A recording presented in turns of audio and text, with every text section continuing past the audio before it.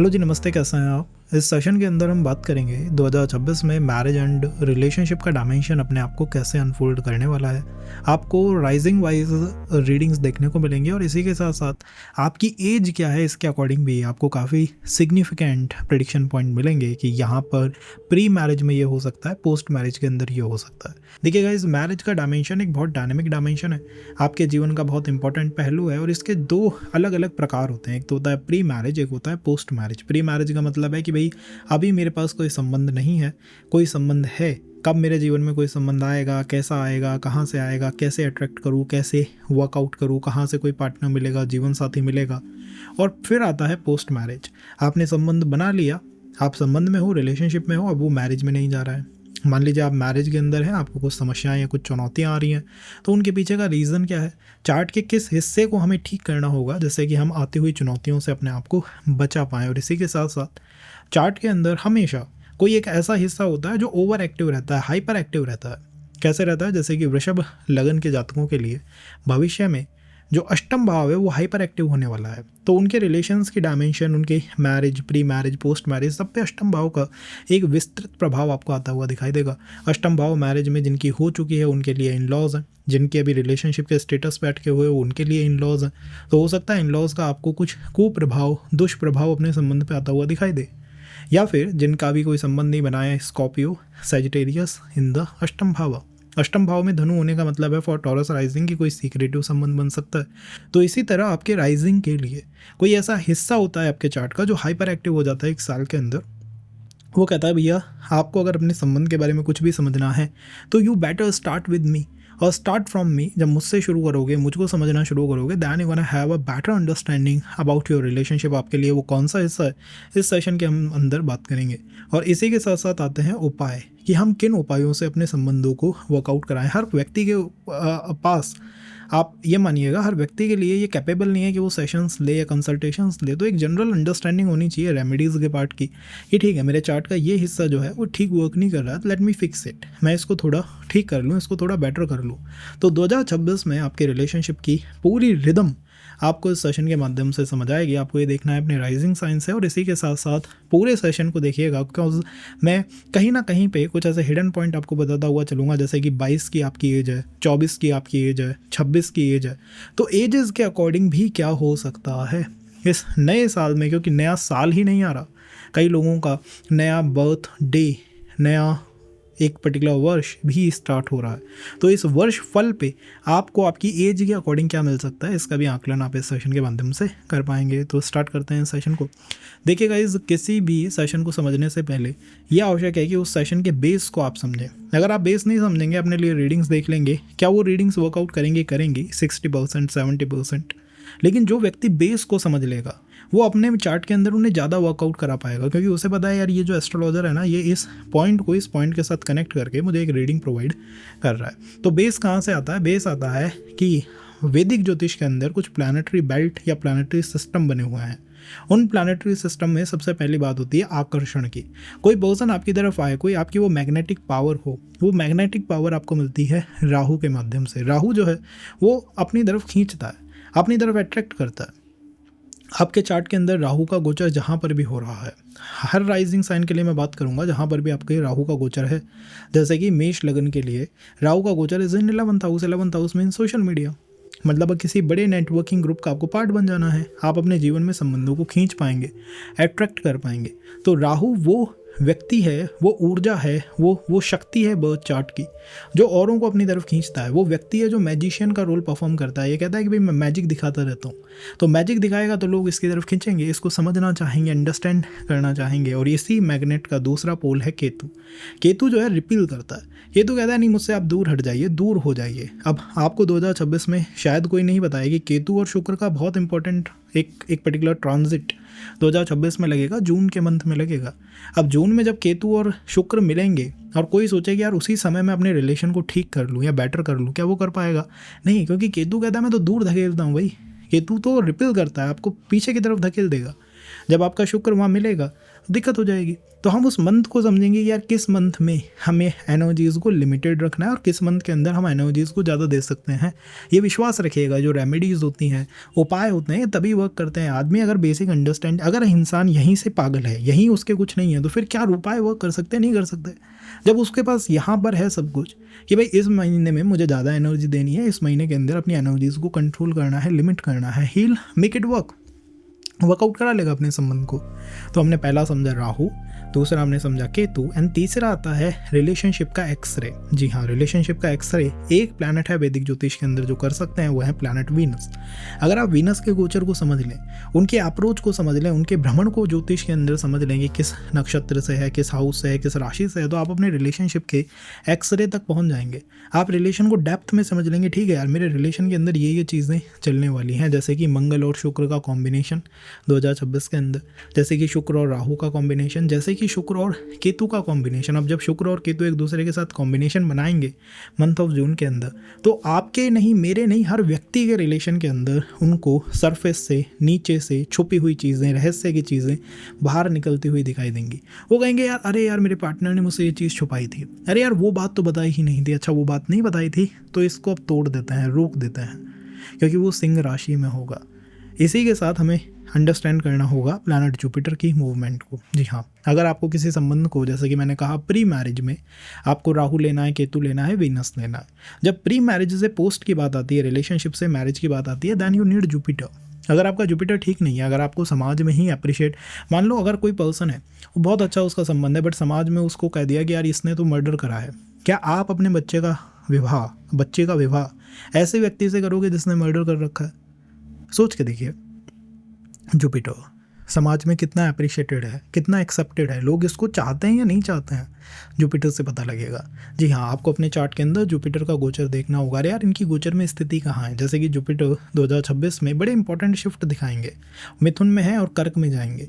मिथुन से कर्क का जो ये शिफ्ट होगा, बहुतों के 70% रिलेशंस को हिला के रख देगा, क्योंकि जुपिटर की पावर जब बढ़ेगी ना, एकदम से कर्क में उच्च के हो गए, एक्सॉल्टेड हो गए, पावरफुल हो गए, तो हर संबंध में सोसाइटी, फैमिली दखलंदाजी करना शुरू करेंगे।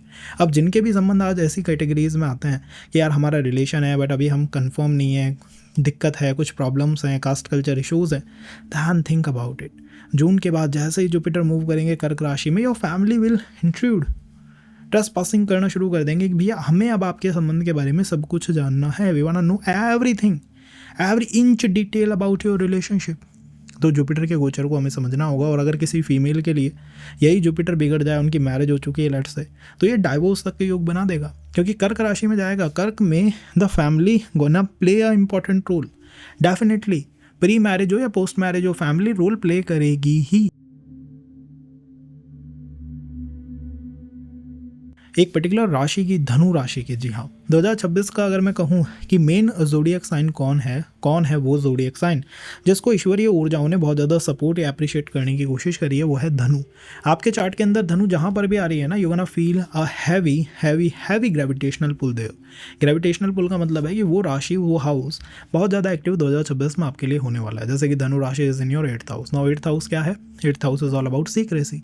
आपके पूरे 2026 के रिदम ऐसे दिखाई देंगे, यार सीक्रेसी से मैं बहुत परेशान हूँ, चीज़ें थोड़ी छुपी हुई हैं, हिडन है। अब आप कहेंगे मैरिज में कैसे वर्क करता है? अष्टम भाव से मैरिज में इन लॉज आते हैं। अगर यही धनु राशि आपके 4th हाउस में होती है तो मैं आपसे कहता कि आपकी मैरिज के अंदर कहीं ना कहीं आपके पार्टनर का प्रोफेशन या फिर आपका कंफर्ट, दोनों ही प्लस माइनस सिचुएशन बनाएंगे। जैसे कि पार्टनर अपने प्रोफेशन को इतना टाइम देता है कि आपको समय ही नहीं दे पाता है, या आप अपने कंफर्ट को इतनी प्रायोरिटी देते हैं कि आप अपने पार्टनर से कहते हैं भैया तुम रुक जाओ, ठहर जाओ, मुझे अपना काम कर लेने दो। तो you should focus on the house और द एरिया रिफ्लेक्टेड बाय धनु इन योर बर्थ चार्ट। अगर आपके चार्ट के अंदर धनु में कोई प्लैनेट है तो आप मानिए या मत मानिए, लेकिन उस प्लैनेट का प्रभाव आपको आता हुआ दिखाई देगा। You gonna feel the heat of the planet. अगर वो कोई अच्छा प्लैनेट है बहुत अच्छी बात है, कोई बेकार प्लैनेट है थोड़ी सी ट्रबल है। अब हम हर चार्ट के अंदर किस चीज़ को हमेशा इग्नोर कर देते हैं, सोच के देखिएगा। हम इग्नोर कर देते हैं मीन राशि को। जी हाँ, मीन राशि वो राशि है जैसे हम इग्नोर कर देते हैं। पर आपको पता है जो भी कचरा होता है ना, जो भी डस्ट होती है, कचरा होती है, उसकी साफ सफाई की जिम्मेदारी यूनिवर्स के अंदर मीन राशि के पास है। लोग मुझसे कहते हैं यार 4 साल पुराना कोई संबंध था, 3 संबंध थे, 4 संबंध थे, बट अब तक उनकी यादें हमारे माइंड में बनी हुई हैं या बरकरार हैं। क्या वो चली जाएंगी? क्या हम किसी इमोशनल या रिलेशनशिप के ट्रॉमा से कभी बाहर निकल पाएंगे? हम लाइक अपने चार्ट के अंदर मीन राशि को देख लीजिए। मीन राशि ही यूनिवर्स का वो सफाई करने वाला पर्टिकुलर ऊर्जा है, पर्टिकुलर क्षेत्र है जहाँ पर आप किसी इमोशनल ट्रॉमा से बाहर निकलते हो। और बिलीव मी 2026 के अंदर मीन राशि में we gonna see lot of planets there. Planet Saturn तो वहाँ बैठे ही हुए हैं, आपको पता है शनि वहाँ पर बैठे हुए हैं, मंगल वहाँ पर आने वाले हैं। जी हाँ, मंगल मीन राशि में होंगे, शनि वहाँ पर हैं, बुध वहाँ पर होंगे। तो जब इन 3-4 प्लैनेटों का एक कॉम्बिनेशन बनेगा तो वो टाइमलाइन भी हमारे लिए बहुत इंपॉर्टेंट रहेंगी। तो उस पर्टिकुलर टाइमलाइन में हो सकता है कि आपका कोई रिलेशन चल रहा हो, आप ज़्यादा एनर्जी इन्वेस्ट करें, आप चलते हुए रिलेशन को तोड़ दें, क्योंकि मीन राशि से डिटैचमेंट आता है। मीन राशि इज लाइक बाय बाय। कोई रिलेशन पहले टूटा है, पहले डिस्टर्ब है, तो उसमें कोई सॉल्यूशन हो सकता है। या फिर अगर कहीं किसी के चार्ट के अंदर पोस्ट मैरिज में मैरिज हो चुकी है बट स्टिल वो डिवोर्स, वो तलाक, वो सेपरेशन, उसकी बातें आपको डोमिनेट करती हैं आपके माइंड को, then you have to look at the मीन राशि इन योर बर्थ चार्ट। जब वो एक्टिवेट होगी उस टाइम पे हो सकता है एकदम से कोई सेपरेशन का नोटिस आ जाए, डिस्टेंस का नोटिस आ जाए। तो अब हमको एक बेसिक अंडरस्टैंडिंग मिल गई है कि कैसे हमें बेस बनाना है चार्ट के अंदर। अब आप अपने चार्ट के अंदर ये लगा के देखिए, मान लीजिए आपको ये बेस पता है। अब जिस इंसान ने इसको नहीं देखा होगा ना, उसे यही नहीं पता होगा यार ये कहाँ से राहु की बात आ गई है। तो उसके चार्ट में हो सकता है कि राहु जो है अब ये कुंभ राशि में है, हो सकता है राहु मून के ऊपर से गोचर कर रहा हो, उसका मून कुंभ के अंदर है, राहु उसके ऊपर गोचर कर रहा है, वो बेचारा राहु पे फोकस करेगा, उसके जीवन में संबंध उसकी मदर ले आएंगे, उसके कंफर्ट या इमोशन की वजह से आ जाएगा। चंद्रमा विल प्ले इंपॉर्टेंट रोल, क्योंकि मून कहेगा ठीक है राहु ने मुझे अपनी पावर दे दी, तो अपनी कुंभ राशि में कौन सा प्लैनेट है उसे भी देखना होगा हमें। इसीलिए मैं कहता हूँ जिसे बेस नहीं पता वो बस सेशन को या फिर आगे की चीज़ों को अपने टाइम पास के लिए देख रहा है। He is not interested, really he is not interested. तो आप देख रहे हैं तो it means you are strong person, and आपको कमेंट में मेंशन करना चाहिए कि हाँ मैंने देखा है, दैट दिस मीन्स कि यार हाँ मैं सीरियस हूँ उस चीज़ को लेके, शुड फोकस ऑन मी। तब हम आपके ऊपर अधिक अपना फोकस जो है वो शिफ्ट कर पाएंगे। अब हम बात करते हैं टाइमलाइंस की। तो टाइमलाइंस के अंदर जैसा मैंने आपसे कहा कि 18 फरवरी को एक्वेरियस राशि के अंदर राहु और वीनस का एक कॉम्बिनेशन बनेगा। 18 मार्च को राहु और मंगल का कॉम्बिनेशन बनेगा एक्वेरियस में। मंगल फीमेल्स के लिए बहुत इंपॉर्टेंट प्लैनेट है। तो 18 मार्च को राहु और मंगल का कॉम्बिनेशन बन रहा है। देखिए फरवरी में लड़कों के लिए बहुत अच्छा है बिकॉज राहु वीनस, एंड मार्च में लड़कियों के लिए बिकॉज राहु एंड मंगल। इसके बाद आता है अप्रैल से पाइसेस साइन बहुत हैवी हो जाता है, क्योंकि यही अप्रैल के मंथ के अंदर पाइसेस साइन पे मीन राशि में हमें काफ़ी कॉम्बिनेशंस देखने को मिलता है। मई के मंथ में हमें जुपिटर और वीनस मिथुन राशि में देखने को मिलता है। इससे अच्छा क्या हो सकता है? लाइक ये ही टाइम है जिसके अंदर आपको प्रपोजल्स आ सकते हैं, कम्युनिकेशन हो सकता है, रुके हुए संबंधों में कम्युनिकेशन होना शुरू हो जाएगा मई के मंथ में 2026 के अंदर। उसके बाद आता है मंथ ऑफ जून, जहाँ पर हमें वीनस और केतु दिखाई देते हैं। Venus Ketu together means cut या ब्रेक हो जाना। तो अब अंडरस्टैंडिंग कैसी बनती है? मान लीजिए आपका कोई रिलेशन है, उसके अंदर अभी सब कुछ कोल्ड है, यू कैन एक्सेप्ट कि ठीक है मंथ ऑफ मई के अंदर हमारी बातचीत हो सकती है। अगर ऐसा नहीं होता है तो फिर जून में वो रिलेशन हमेशा के लिए आपके जीवन से कट आउट हो जाएगा या निकल जाएगा। ये पहली बात है। दूसरी बात है, जिनको अब तक कोई पार्टनर नहीं मिला है, अगर आप मेल हैं तो आपके लिए फैब का मंथ बहुत इंपॉर्टेंट है। फैब का month is like 98% important for you. अब आप 2% की कहेंगे तो 2% वो हैं जो बस आगे के सेशंस को देख लेंगे, पीछे का बेस नहीं देखेंगे।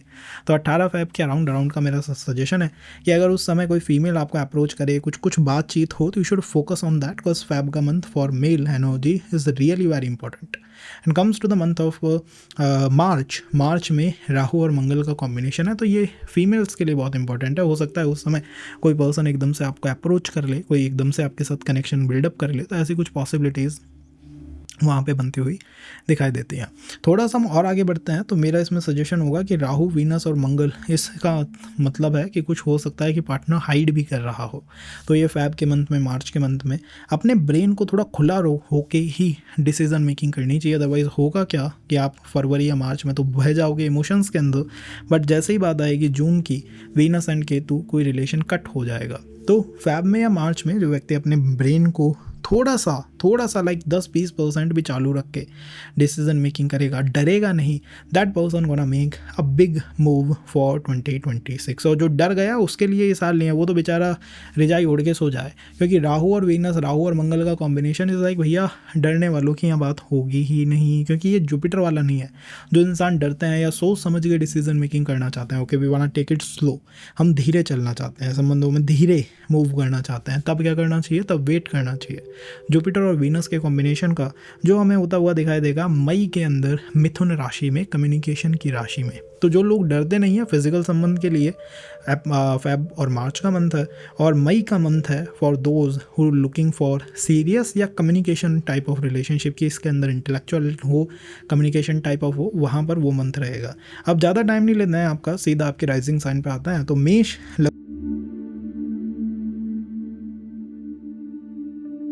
लगन के लिए क्या हो सकता है सोच के देखिए।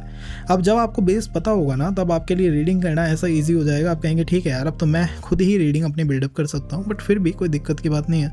मैं जो रीडिंग करता हूँ उसके साथ अपनी रीडिंग को मैच करके देखिएगा। जितने पॉइंट आपके मैच होंगे इसका अर्थ है आप उतना ही बेस को गहराई से समझ चुके हो। तो अगर आप मेष लगन के व्यक्ति हैं तो मेष लगन के लिए यूनिवर्स ने कॉल दी है कि भैया मेष लगन के व्यक्ति हूँ, आपके लिए अब छुपने का या डरने का जो समय है वो ख़त्म हो चुका है। तो वो जो होता है ना बंद कमरे में रहने का समय, वो ख़त्म हो चुका है। राहु का मूवमेंट होगा आपके 11th हाउस में। राहु का मूवमेंट जहाँ पे भी होगा आप वहाँ से अपनी आकर्षण शक्ति को बनते हुए देखेंगे। 11th हाउस से वो बन रही है। 11th हाउस किसका होता है? बड़े नेटवर्क्स का होता है। 11th हाउस सोशल मीडिया का होता है। 11th हाउस पार्टी करने का होता है। जो पार्टीज एंड ऑल की जाती हैं वो 11th हाउस से ही होती हैं। 11th हाउस फ्रेंडशिप का होता है। 11th हाउस गेमिंग का भी होता है। कई लोग होते हैं पबजी एंड ऑल गेम के ही अंदर रिलेशन बन गए, तो the relation is coming from the 11th house. 11th house से कोई संबंध आता हुआ हमें यहाँ दिखाई देता है cause of planet Rahu. Month wise कौन से मंथ अच्छे हो सकते हैं? Venus Rahu combination for a male, Feb का मंथ मुझे लगता है कि सबसे अच्छा आपको दिखाई देगा। उसमें सबसे अधिक कोशिश अपनी तरफ से करनी चाहिए। अगर कहीं से भी आपको किसी फ्रेंड ग्रुप का, सोशल मीडिया ग्रुप का, किसी एस्ट्रोलॉजी ग्रुप का, इवन मैं कहूँगा किसी भी तरह का कोई बड़ा नेटवर्क है, कोई बड़ा ग्रुप बन रहा है, तो कोशिश करो आप उसका पार्ट बन जाए। तो फैब और मार्च के अंदर कोई पर्सन आपके जीवन के अंदर दखल देना शुरू कर देगा, एंटर करना उसकी इच्छा होगी, उसकी कोशिश होगी कि यार ठीक है अब इस पर्सन के जीवन में जाते हैं, मूव इन करते हैं। अगर कोई मेल है तो मैं कहूँगा फैब का मंथ ज़्यादा अच्छा है, और कोई फीमेल है तो मैं कहूँगा मार्च के मंथ के अंदर डेफिनेटली रिलेशन की जो पॉसिबिलिटीज़ है वो मंगल और राहु के कॉम्बिनेशन से फ्रॉम द 11th हाउस काफ़ी स्ट्रॉन्ग या सॉलिड बनती हुई आपको दिखाई देगी। ध्यान रखने की क्या बात है कि अपने ब्रेन का यूज़ करना है, क्योंकि यहाँ ध्यान रखिएगा राहु साथ बैठा हुआ है। राहु वीनस, राहु मंगल, और बेस को एक बार देखिए, जो मैंने बेस के अंदर बताया उसको एक बार देखिए, जिससे कि आप और डिटेल में समझ पाएँ कि आपके लिए रिलेशन या संबंध के अंदर चीज़ें चल कैसे रही हैं या मूव इन कैसे कर रही हैं।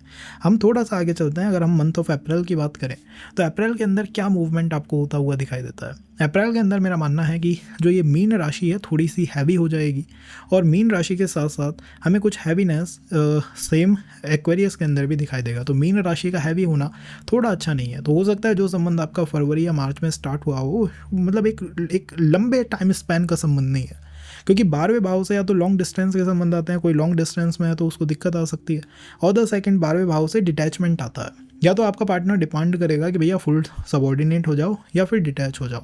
तो अप्रैल का मंथ मुझे लगता है कि कहीं ना कहीं हमारे इमोशंस को थोड़ा सा डिस्टर्ब करने वाला मंथ रहेगा, परेशानी भरा रहेगा। लेकिन अच्छी बात यह है कि मई के मंथ में वापस जुपिटर और वीनस का कॉम्बिनेशन होता है आपके 3rd हाउस के अंदर। 3rd house is all about your communication and your same city. तो हो सकता है किसी सेम सिटी से आपके संबंध स्टार्ट हो जाए in the month of May 2026। बात आती है पोस्ट मैरिज की, तो पोस्ट मैरिज में सबसे इंपॉर्टेंट है हमें देखना चाहिए द ट्रांजिट ऑफ जुपिटर।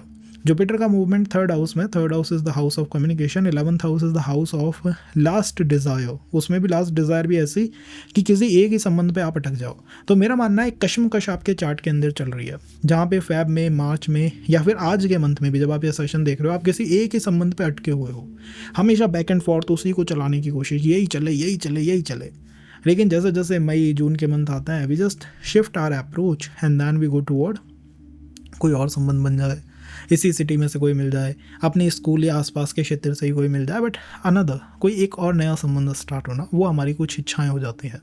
सबसे अच्छी बात यह है कि आपके चार्ट के अंदर धनु राशि एक्टिवेशन में है, जो कि 9th हाउस में आती है। तो मेरा मानना है भाग्य की अप्रोच काफ़ी अच्छी है। तो संबंधों में जो भी कुछ होगा आपके लिए बेनिफिशियल होगा। ऐसे भी आपको लोग देखने को मिलेंगे जिनके 6-6 साल के संबंध चल रहे थे, but in the month of April या in the month of June 2026 वहाँ पे उनके संबंध डिटैच हो गए या टूट गए।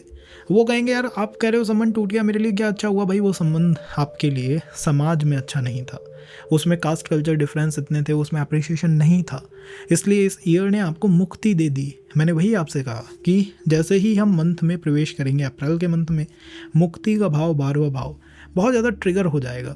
और जैसे ही वो ट्रिगर होगा आपको लगेगा ठीक है यार, अब शायद एक लिमिटेशन मुझे एक्सेप्ट कर लेनी चाहिए, शायद ये अंत है, फाइनल चीज़ हो चुकी है। तो जो भी लोग यहाँ पे डरे हुए हैं, थोड़े स्केर्ड हैं about their age, about their संबंध, ये ध्यान रखिएगा कि मंथ ऑफ मे के बाद चीज़ें मुझे ज़्यादा बेनिफिक आपके चार्ट के अंदर दिखाई देती हैं। If we are going for a long time span, एक लंबा संबंध, अच्छा संबंध और समाज में एक्सेप्टेड संबंध। और अगर उससे पहले के टाइम को हम देखें तो वहाँ पर फ्लर्टी संबंध देखने को मिल सकते हैं, फ्रेंड सर्कल से संबंध देखने को मिल सकते हैं, बट स्टेबिलिटी कहीं ना कहीं चार्ट लैक करेगा। सेपरेशन या डिटैचमेंट या डाइवोर्स के लिए सेकंड हाउस का पीड़ित होना संभव अवश्यंभावी होता है। अब सेकंड हाउस वैसे तो यहाँ पीड़ित नहीं दिखाई देता है, बट सेकंड हाउस के लॉर्ड वीनस केतु के साथ मिलेंगे मंथ ऑफ जून के अंदर। तो थोड़ा सा एक बार मंथ ऑफ जून का ध्यान रखिएगा कि उस जून के मंथ में कोई सेपरेशन, कोई डिवोर्स, अगर आप पहले से उससे पीड़ित हैं तो उसकी संभावना बहुत हद तक बढ़ सकती है। दिस इज़ फॉर मेष लग्न। फिर भी और भी जानना चाहते हो पूरे सेशन को देखो, कहीं ना कहीं मैं एज के ग्रुप्स मेंशन करता चलूँगा कि इस एज में ये हो सकता है, उस एज में ये हो सकता है। और आप कमेंट के अंदर मेंशन कर सकते हैं कि हमें और जानना है फाइनेंस के बारे में, करियर के बारे में, तो उसकी स्पेसिफिक रीडिंग भी हम प्रोवाइड करने की कोशिश करेंगे। अगर हम बात करें वृषभ लगन की, तो देखिए वृषभ लगन के लिए मैंने जैसे कहा राहु ही संबंध को खींचता है। तो राहु जो है आपके 10th हाउस में है। 10th house is the house of your profession, your कार्य क्षेत्र। आप अपने कार्य क्षेत्र से ही मुझे लगता है कि संबंध खींचते हुए 2026 में दिखाई देंगे। कार्य क्षेत्र में ही कोई लोग मिल गए, कोई कनेक्शन बिल्डअप हो गए, वहीं से कुछ संबंधों की आधारशिला हम इस पर्टिकुलर ईयर के अंदर रखते हुए जा रहे हैं। इवन आज जब मैं ये सेशन रिकॉर्ड कर रहा हूँ तब भी मुझे लगता है कि कहीं ना कहीं कार्य क्षेत्र से आपने कोई संबंध जो है वो अपने जीवन में पुल इन करा है। अब आप कहेंगे भाई मैंने तो अब तक नहीं करा है, तो उसका आंसर ये है अगर आप मेल हैं तो हो सकता है फरवरी के मंथ में, जब वीनस और राहु का कॉम्बिनेशन बने आपके 10th हाउस में और आप एकदम से कोई संबंध अट्रैक्ट कर लें। और अगर आप कोई फीमेल हैं तो उनके लिए मंथ ऑफ मार्च, मंगल और राहु का combination in the 10th house, कोई संबंध अट्रैक्ट कर लेना। लेकिन ध्यान रखिएगा, एक बात ध्यान रखिएगा कि यहाँ पर राहु बहुत पावरफुल है। वीनस और मंगल के साथ मिलेंगे, इसका अर्थ है फिजिकल संबंध बन सकते हैं, क्योंकि राहु भी आदमी का या स्त्री का शील जो है उसको भंग कर देता है। तो फिजिकल संबंध बन सकते हैं, बट ये जो संबंध है इनके अंदर अगर लॉयल्टी नहीं है, कम्युनिकेशन नहीं है, लंबे समय से नहीं चल रहा है, तो जो इनका टाइम स्पैन है वो थोड़ा सा कम हो सकता है। अब हम बात करते हैं कि भविष्य में हमें ऐसे कौन से संबंध देखने को मिलेंगे जो कि लंबे रहें, ज़्यादा चलें। वो आते हैं जुपिटर से, एक स्थायी प्लैनेट से। जुपिटर का मूवमेंट है आपके 2nd हाउस में। 2nd house is all about your communication, your speech and your family. तो मुझे लगता है कि हम अगर मंथ ऑफ मई के अंदर इसी रीडिंग को देखें 2026 में, तो हो सकता है कि मई जून 2026 के आसपास आपको आपकी फैमिली वालों की तरफ से, परिवार की तरफ से, फ्रेंड सर्कल की तरफ से, या ऐसा कोई पर्सन जिसके साथ आप बहुत कंफर्ट फील करते हैं, यार ये पर्सन जो है इसके साथ मेरा comfort level to the next है, उसकी वजह से कोई संबंध देखने को मिले मई 2026 में या उसके बाद। और ये वो संबंध होंगे जो स्थायी होंगे, जिनमें फिजिकल संबंध की संभावना थोड़ी कम, लेकिन स्थायित्व, स्टेबिलिटी देखने को मिलेगी। इसी के साथ जो पोस्ट मैरिज में है, जो इस क्वेश्चन में है कि भैया मेरा तो संबंध वंबंध सब बन चुका है, मेरा चलेगा या नहीं चलेगा, मेरे में क्या होगा, आपका इस समय 8th हाउस हैवीली एक्टिव है। इस बात को ध्यान रखिएगा। अगर आपकी मैरिज हो चुकी है या फिर आप रिलेशनशिप में हैं, मैरिज के बारे में सोच रहे हैं, तो इन लॉज आपके संबंध में नाक घुसेड़े बिना नहीं मानेंगे, हो ही नहीं सकता कि वो मान जाए। नहीं, समाज आपके संबंध में कुछ ना कुछ कहेगा। आपकी सीक्रेसी, जो सीक्रेट चीज़ें आप चला रहे थे ना अब तक, उन्हें बाहर निकालने की कोशिश करेगा। और ये कब होगा सबसे ज़्यादा, ये होगा अप्रैल के महीने में और ये होगा जून के महीने में। तो अप्रैल और जून का मंथ कुछ ऐसा दिखाई देता है जिसमें संबंधों में कुछ तनाव, कुछ डिस्टर्बेंस बने हुए हैं, या फिर कुछ चैलेंजेस वहाँ पर बने हुए हैं in the marriage thing. Second बात ये आती है कि हाँ, वो जो फ्रेंड सर्कल है उसमें क्या होने वाला है, कोई डिटैचमेंट होने वाला है क्या। तो इस ईयर मुझे डिटैचमेंट होते हुए दिखाई देते हैं, आइसोलेशन, डिटैचमेंट, सेपरेशन। बट ये कहाँ से हो रहे हैं, आपके 11th हाउस से। आपके 11th हाउस में जहाँ पर मीन राशि आती है, आपको पता है वहाँ शनि मंगल का कॉम्बिनेशन बनने वाला है अप्रैल के मंथ के अंदर। क्या आप जानते हैं इस बात को? जब अप्रैल में वहाँ कॉम्बिनेशन बनेगा शनि और मंगल का, दो विपरीत प्लानट, आप अपने दोस्तों से कहेंगे यार बहुत हुई तुम्हारी दोस्ती, अब तो मेरे जीवन से निकलो, मेरे जीवन से जाओ। तो मेरा मानना है अप्रैल मई का मंथ हैवी मुझे दिखाई देता है रिलेशनशिप में, वो भी फ्रेंडशिप पर्सपेक्टिव से। और अगर हम बात करें थोड़ा सा एक्सटेंड होके, तो जून का मंथ मुझे संबंधों में थोड़ा तनावपूर्ण दिखाई देता है। बट इससे पहले के समय में संबंध आप डेफिनेटली अट्रैक्ट कर सकते हो। मेरा मानना है इसमें ज़्यादातर संबंध आपको आपके कार्य क्षेत्र से मिलेंगे, तो वो लॉन्ग डिस्टेंस हो सकते हैं भाई। अगर आप एमएनसी में काम करते हो, पार्टनर के साथ बात करते हो, तो आप डिस्टेंस में हो सकता है, इसमें कोई दिक्कत की बात नहीं है। लॉन्ग डिस्टेंस के संबंध हो सकते हैं, और मेरा तो मानना भी ऐसा ही है कि इसमें जो जनरल आपको संबंध दिखेंगे बिफोर जून, मई जून 2026, उनमें लॉन्ग डिस्टेंस की संभावना काफ़ी हद तक अधिक है। अगर हम इसको एक्सटेंड करें, मतलब मैं कुछ एजेस भी बताऊंगा, तो उसके लिए पूरे सेशन को देखिएगा। अगर आपकी एज उनमें है तो कुछ इंपॉर्टेंट आपके साथ हो सकता है। और इसी के साथ साथ अगर आपको कुछ और जानना है, एडिशनल जानना है, तो कमेंट करिएगा। हो सकता है हम सेकंड और third part of this session या सीरीज़ लेके आ जाएं आपके लिए। अगर हम बात करें मिथुन लग्न की, तो मिथुन लग्न के जातकों के लिए राहु नवम भाव से संबंध खींचता है। इसका अर्थ है कि इस वर्ष संबंध केवल कार्य नहीं है, ड्यूटी नहीं है, रिस्पॉन्सिबिलिटी नहीं है, संबंध आपके भविष्य का द्वार या भविष्य को नॉक करने वाली चीज़ बन गए हैं। इस वर्ष में जो संबंध आएंगे, जो आपका अट्रैक्शन है, वो इस तरह है कि भैया ये जो संबंध है, ये संबंध नहीं है, ये अपॉर्चुनिटी है, ये एक अवसर है, जीवन का अवसर है। तो मिथुन लगन के वो व्यक्ति, एज जिनकी 32, 6, 5 इसके आसपास है, या ऐसे लोग जिनको अपने जीवन में बड़ी छलांग लगानी है, ऊंचे जंप लेने हैं, ध्यान रखिएगा। Rahu in the 9th house means भाग्य की पुकार। भाग्य इस तरह आपको पुकार रहा है कि ये जो संबंध है, इसको अपने जीवन का एक अवसर मानो, सुनहरा अवसर, एक अच्छी अपॉर्चुनिटी, एक गोल्डन अपॉर्चुनिटी। तो हो सकता है आप भविष्य में कोई संबंध बनता हुआ देखें कि आप लंबी यात्रा पे गए थे, कोई स्पिरिचुअल ट्रैवल हुई थी, कोई डिफरेंट कास्ट कल्चर का पर्सन था, कोई ऐसा पर्सन था जिससे आप किसी एस्ट्रोलॉजी क्लासेस में मिले। या एस्ट्रोलॉजी क्लासेस में स्पेशली ये जो नाड़ी की क्लासेस होते हैं, इनमें बहुत संबंध बनता है, बहुत रिलेशंस बिल्ड होता है। ऐसे पर्सन से मिले, कोई गुरु टाइप पर्सनालिटी था आपका, एकदम से उसके साथ कॉम्बिनेशन आ गया, कनेक्शन हो गया, द 9th हाउस। ऐसा संभव है, और उस संबंध को आगे लेके बढ़ना चाहिए। अब आप कहेंगे मेरा तो मानना है अभी भी हो सकता है, आप कहेंगे मेरा तो नहीं है। अगर कोई मेल है तो उसके लिए फरवरी के मंथ में संबंधों की संभावना सबसे स्ट्रांग मुझे दिखाई देती है, जो मैंने अभी बताया किस तरह के संबंध। एंड उसके बाद अगर कोई फीमेल है तो मार्च के मंथ में ये संभावना बहुत प्रबल है। बट ये जो संबंध होंगे, ये कास्ट कल्चर में थोड़े डिफरेंट हैं, और कहीं ना कहीं इनमें जो फिजिकल संबंध बनाने की वाइब्रेशन है वो बड़ी स्ट्रांग है, बड़ी बड़ी बड़ी प्रबल है। हाँ, आप अगर एक ऐसे पर्सन है जो डरा डरा रहता है, भीरू हैं, कायर हैं, डरपोक हैं, तो फिर आप इस चीज़ को छोड़ दीजिएगा। Because 9th house is the house of पराक्रम, गुरु का भाव है। गुरु के भाव में राहु बैठा है और तब आप संबंध बना रहे हो, इसका अर्थ है कि आपका संबंध निश्चित रूप से अनकन्वेंशनल है, सोसाइटी से अप्रिशिएटेड नहीं है। इसी संबंध में हमें इन द मंथ ऑफ अप्रैल कुछ परेशानियां भी देखने को मिल सकती है। तो फैब में सब ठीक है, मार्च में ठीक है, लेकिन अप्रैल में आपको ऐसा लगेगा, अप्रैल के मंथ में आपको ऐसा लगेगा कि यार एकदम से यार ये संबंध तो मेरे लिए जी का जंजाल बन गया, रिस्पॉन्सिबिलिटी बन गई। इस बात को ध्यान रखिएगा। और इसके बाद जो मंथ आएगा मई का, जहाँ पर जुपिटर और वीनस का कॉम्बिनेशन बनेगा, बड़ा प्योर कॉम्बिनेशन बनेगा आपके लगन के अंदर। इस कॉम्बिनेशन की खूबसूरती देखिए, एक तरफ देवताओं के गुरु, एक तरफ दानवों के गुरु, लेकिन दोनों ही बेनिफिट, और आपके सप्तम भाव को देख रहे हैं। इसका अर्थ है कि मिथुन लगन के लिए अगले वर्ष जो ये मंथ है, मंथ ऑफ मई जून, ये बहुत इंपॉर्टेंट मंथ साबित होंगे, स्पेशली उन संबंधों के लिए जिनमें हम मैरिज या फिर एक लंबी फाउंडेशन देखते हैं कि हाँ एक लंबी फाउंडेशन है, एक मजबूत संबंध है, पोटेंशियल है इसमें, और इसमें मैरिज की हम बात कर रहे हैं। बहुत अच्छा संबंध उस मंथ में हमें बनते हुए दिखाई देंगे। अब बात आती है कुछ दिक्कतों की, तो दिक्कत के साल जैसे मैंने आपको बताए वो हैं अप्रैल 2026 ड्यू टू रिस्पॉन्सिबिलिटी, यार ये कौन सा संबंध मेरे गले आके पड़ गया। एंड इसके बाद यही दिक्कत का वर्ष आता है जून 2026, वहाँ पर वीनस और केतु का कॉम्बिनेशन बनता हुआ दिखाई देगा। किस राशि में बनेगा ये कॉम्बिनेशन? ये बनेगा सिंह के अंदर। सिंह मतलब आपका तीसरा भाव। तो आप कहेंगे यार बातचीत ही नहीं हो रही है, कम्युनिकेट ही नहीं हो पा रहा है, तो यहाँ पर आपको करना क्या होगा? Fast decision. मैंने आपसे कहा Rahu in the 9th house, मतलब क्या है? मतलब यह है कि भाग्य आपके दरवाजे पे नॉक कर रहा है। माँ लक्ष्मी आपसे पूछ रही है भैया कितना भाग्य चाहिए तुम्हें, और आप बेचारे फेस धोने में लगे हुए हो, टाइम वेस्ट कर रहे हो अपना। कुछ नहीं होगा। Don't waste your time in that month. जितनी तेज़ी से आप उसको लेके चलेंगे उतना बेस्ट है। और जितना आपने ढुलमुल रवैया अपनाया, कन्फ्यूज़न भरा रहा, बार बार एस्ट्रोलॉजर्स के डोर खटखटाए, ये बता दो, ये मैच मेकिंग कर दो, ये कर दो, वो कर दो, वो संबंध आप देखेंगे मैच मेकिंग तो अच्छी हुई बट संबंध ही चला गया। तो तेज़ी ही समाधान है, लेकिन तेज़ी उसमें पूरी श्रद्धा रख के, उसमें पूरा संयम रख के, और ये ध्यान रखें कि हाँ 2 मंथ ऐसे हैं जो खतरनाक है। मंथ ऑफ अप्रैल थोड़ा परेशानी भरा है और उसके बाद जून भी थोड़ा परेशानी भरा है। इसके बाद चीज़ें फिर भी फेवरेबल होती हुई दिखाई दे सकती हैं। 2 आगे के मंथों में राहु के गोचर में कुछ स्पिन आएगा, गुरु के गोचर में कुछ स्पिन आएगा, तो उनको अगर आप समझना चाहते हैं तो कमेंट में मेंशन करिएगा।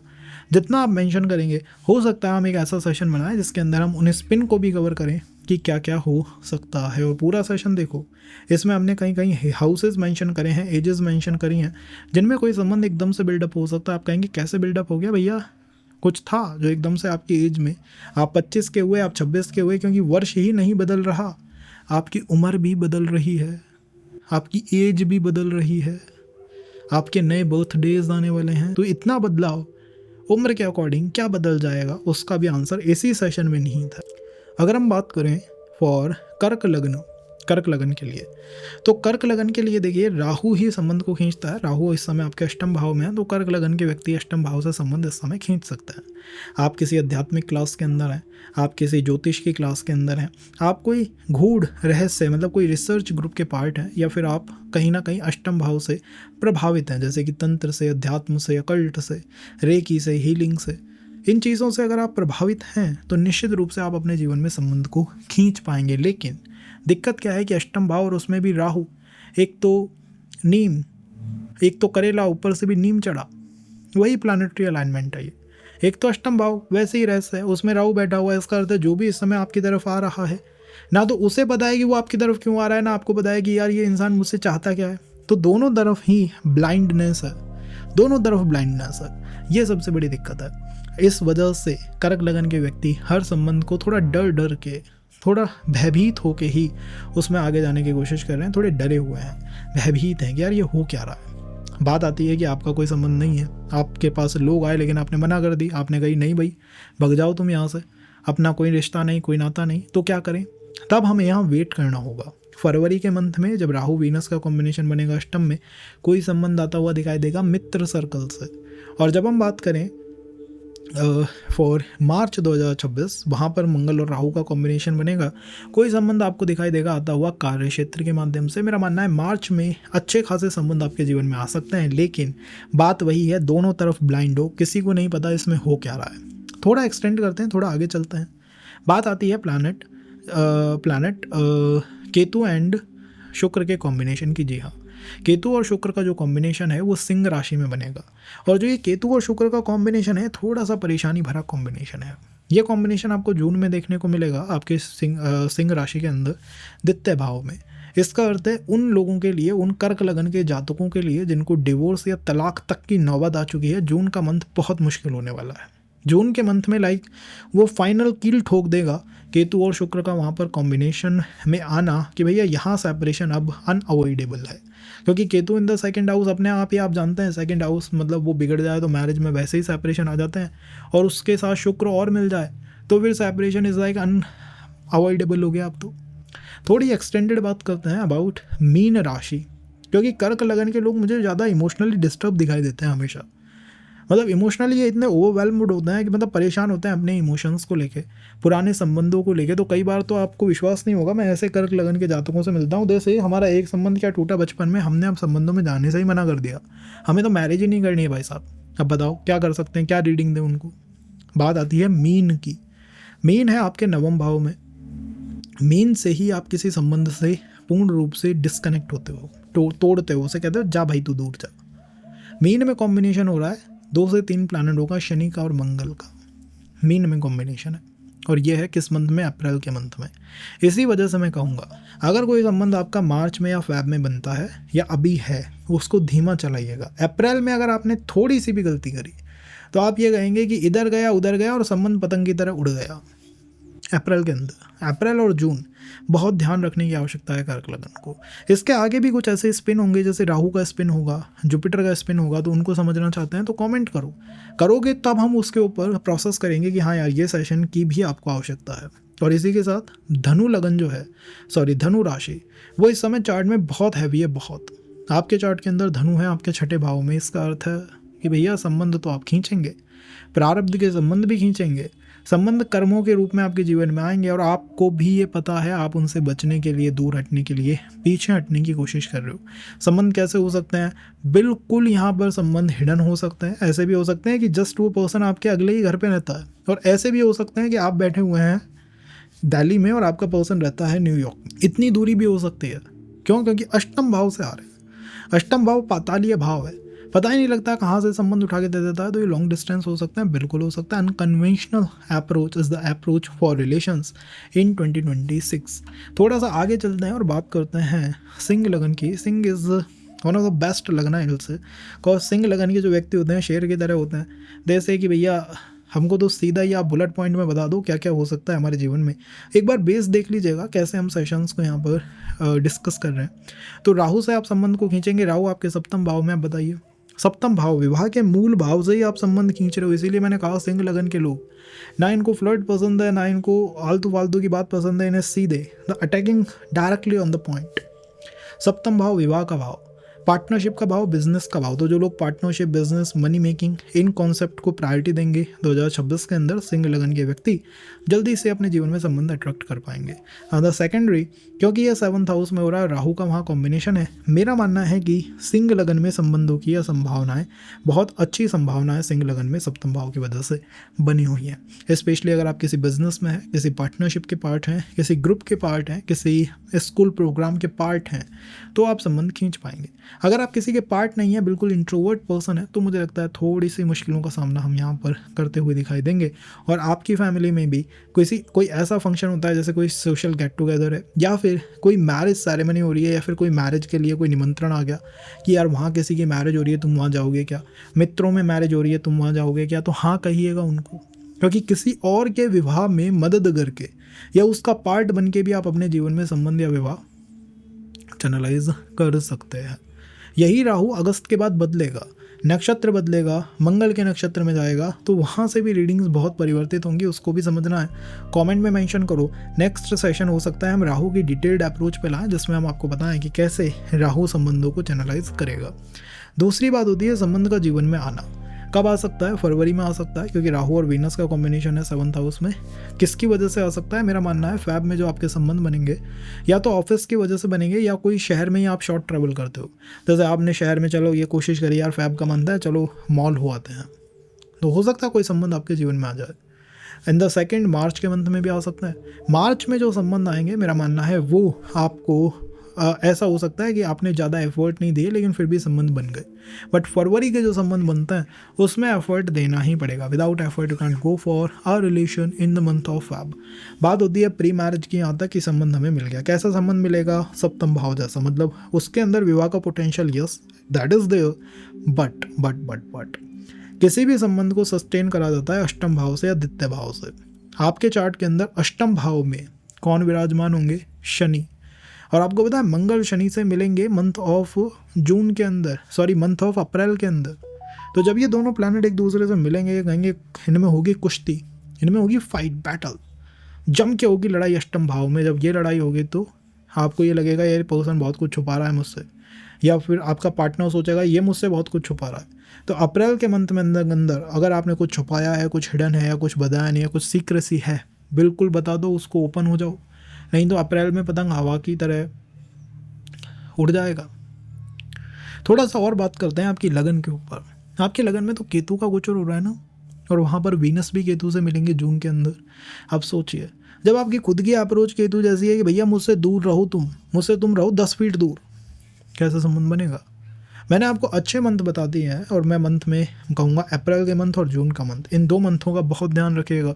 यहाँ पर आप बनते हुए संबंध को तोड़ेंगे। अप्रैल में तोड़ेंगे कॉज ऑफ सीक्रेसी, और जून में तोड़ेंगे कि यार तुमने मेरी बेइज्जती कर दी, अब तो तुम दूर हो जाओ, तुमने मेरे स्टेटस का ध्यान नहीं रखा, अब तुम दूर हो जाओ। इन 2 मंथों का यहाँ ध्यान रख के हमें चलना होगा। थोड़ा और एक्सटेंड करते हैं अबाउट जुपिटर। आपने कोई संबंध बनाया, society going to appreciate it और not, it comes from Jupiter. Jupiter is in Mithun 11th house. That is a good house for you. It means society appreciate करेगी। धनु राशि इस ईयर के अंदर बहुत हैवी है, उसका ग्रेविटेशनल पुल बहुत ज़्यादा है। तो मेरा मानना है कि अगर आपने एजुकेशन क्लासेस या कोई स्किल प्रोग्राम ज्वाइन नहीं करा 2026 में, तो आप निश्चित रूप से किसी संबंध में या किसी रिलेशनशिप में जाओगे। और अगर आप किसी स्किल ग्रुप का या किसी एजुकेशन इंस्टीट्यूट का पार्ट बन गए तो संभावना है कि संबंध की पॉसिबिलिटी थोड़ी घट जाए। आपकी लगन में केतु होने के बावजूद मैं ये कह रहा हूँ, लगन में केतु होगा तो मैं कहूँगा ही नहीं, लेकिन फिर भी मैं कह रहा हूँ क्योंकि मुझे पता है धनु और सप्तम भाव दोनों का वो जो कॉम्बिनेशन है वो इतना सॉलिड कॉम्बिनेशन बनेगा कि इसी वर्ष 2026 में ही, अगर आपकी एज उसके अकॉर्डिंग है, तो विवाह के संबंध बन सकता है। मैंने विवाह के लिए कुछ एजेस बताई हैं जो बहुत एक्टिव रहेंगे, उनको भी जानते हो, उनको भी देखो, उनसे बहुत कुछ पता लगेगा। अगर हम थोड़ा आगे चलें,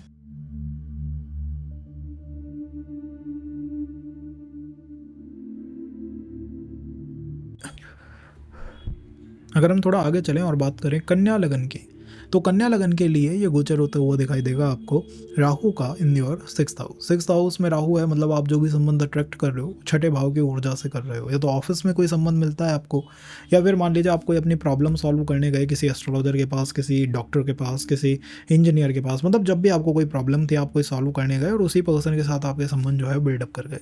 ये पॉसिबिलिटी हो सकती है, या ये पॉसिबिलिटी हो सकती है कि आप अपने जीवन में प्रारब्ध या कार्मिक रिलेशंस को अट्रैक्ट करने वाली चुंबक बन चुके हो, मैग्नेट बन चुके हो, कार्मिक संबंध आपके जीवन में आए जा रहे हैं। आपके 12वें भाव में केतु है, वो थोड़ा सा विघटनकारी है, और केतु का 12वें भाव में होना और उसके साथ शुक्र का मिलना मंथ ऑफ अप्रैल में, अगर आपका कोई संबंध ऑनगोइंग है, बनेगा अगर फेब या मार्च में, तो ये ध्यान रखिएगा कि अप्रैल के अंदर केतु और शुक्र के मिलने से या तो फिजिकल संबंध बनेंगे या फिर कोई सेपरेशन आएगा, दोनों में से कुछ एक पॉसिबिलिटी बनेगी। इन द थर्ड, अगर हम किसी संबंध में नहीं हैं तो क्या हम किसी संबंध में जा पाएंगे? मेरा मानना है कि पॉसिबिलिटी मार्च में फिर भी बन सकती है। अदरवाइज़ यहाँ पर ये राहु का 6th हाउस में होना, शुक्र का 6th में उसके साथ मिलना, मरण स्थान के अंदर होना इंडिकेट करता है कि भैया यहाँ थोड़ी पॉसिबिलिटीज़ कमज़ोर हैं। तो मैं आपको वो होप नहीं दूंगा कि यार बस हमें तो ऐसा कह दो कि हो ही जाएगा, नहीं। हमें ये ध्यान रखना है कि मार्च के अंदर यस पॉसिबिलिटीज़ हैं, और वो पॉसिबिलिटी भी किस वजह से बनी है? वो पॉसिबिलिटी बनी है आपके चार्ट के अंदर आपके स्क्रैच से किसी संबंध के बनने की। मतलब कोई संबंध ज़ीरो से स्टार्ट हो सकता है मार्च के अंदर, तो कोई नया संबंध आता है, कोई अनकन्वेंशनल आता है, ज़ीरो से स्टार्ट होना है, शुरू से स्टार्टिंग है, तो डरिएगा मत, घबराइएगा मत, वही संबंध आपकी डेस्टिनी है, उसी में आपको जाना चाहिए। बात आती है विवाह की उम्र हो गई, विवाह होगा या नहीं होगा? आपके चार्ट में इस समय जुपिटर जो है वो 10th हाउस में मूव इन कर रहे हैं, ठीक है। 7th हाउस तो नहीं, लेकिन 4th हाउस एक्टिवेशन में है। किसी फीमेल के लिए विवाह की संभावना बहुत प्रबल है विद अ कन्या लग्न, फीमेल के लिए बहुत प्रबल है। और अगर कोई मेल है तो मैं यही सजेस्ट करूंगा कि मदर या फादर, उसमें भी मदर को विवाह की पूरी रिस्पॉन्सिबिलिटी उठा लेने दीजिए, वही आपके लिए दी बेस्ट होगा। कोई एल्डर लेडी है उनको विवाह की बातें कर लेने दीजिए, वही आपके लिए ज़्यादा बेनिफिट होने वाला है। और एक्सटेंड करते हैं, ये देखते हैं कौन से मंथ थोड़े मुश्किल साबित होंगे। तो एक तो मंथ मैंने आपको बताया अप्रैल का मंथ थोड़ा सा मुझे मुश्किल साबित होता हुआ दिखाई देता है। दूसरा मंथ है जून का मंथ, वो हमें थोड़ा सा यहाँ हेक्टिक साबित होता हुआ दिखाई देगा। अप्रैल का मंथ किन के लिए है? अप्रैल का मंथ है उन फीमेल्स के लिए जो अब मैरिज में हैं, या फिर वो लोग जो रिलेशन को मैरिज में लाना चाहते हैं। अप्रैल का महीना यहाँ मुश्किल रहेगा, इफ़ बट मैं करूँगा नहीं, थोड़ा सा मुश्किल रहेगा। और जो लोग फिजिकल संबंध में हैं या फिर लॉन्ग डिस्टेंस में हैं या फिर अभी रिलेशनशिप बस स्टार्ट हुई है, उनके लिए जून का मंथ थोड़ा सा हेक्टिक यहाँ पे रहने वाला है। अगर आप अच्छे मंथ की बात करेंगे तो उसमें मैं कहूँगा कि मार्च का मंथ किसी नए रिलेशन को ज़ीरो से स्क्रैच से स्टार्ट करने के लिए अच्छा है, और जून का मंथ, सॉरी नॉट जून, मई का मंथ ऑफिस में कोई रिलेशनशिप या कोई संबंध स्टार्ट करने के लिए परफेक्ट रहेगा। ये अप्रोच होनी चाहिए आपकी इस सेशन के लिए। एक बार बेस वीडियो को ज़रूर देखिएगा, बेस का जो हमने टाइम स्टैम्प दिया उसको देखिएगा, उससे आपको ये समझने में मदद मिलेगी कि भाई ये जो संबंध बन रहे हैं कैसे बन रहे हैं, कहाँ से बन रहे हैं, क्यों बन रहे हैं, और मेरे चार्ट में जो प्लैनेटरी अलाइनमेंट है उनके अकॉर्डिंग मैं इन संबंधों को और कैसे देखूँ और कैसे समझूँ। तो एक बार बेस को इस सेशन के ज़रूर चेक कीजिएगा। उम्र का भी बहुत फ़र्क पड़ता है, अगर किसी की उम्र 32 है और किसी की उम्र 22 है तो दोनों के लिए रीडिंग्स अलग होंगी, इसीलिए मैंने कुछ एजेस मेंशन करी हैं, उनको भी आप चेकआउट कर सकते हैं। विदाउट टाइम स्टैम्प पे तो पूरा सेशन देखेंगे, ज़्यादा फ़ायदेमंद आपके लिए साबित होगा।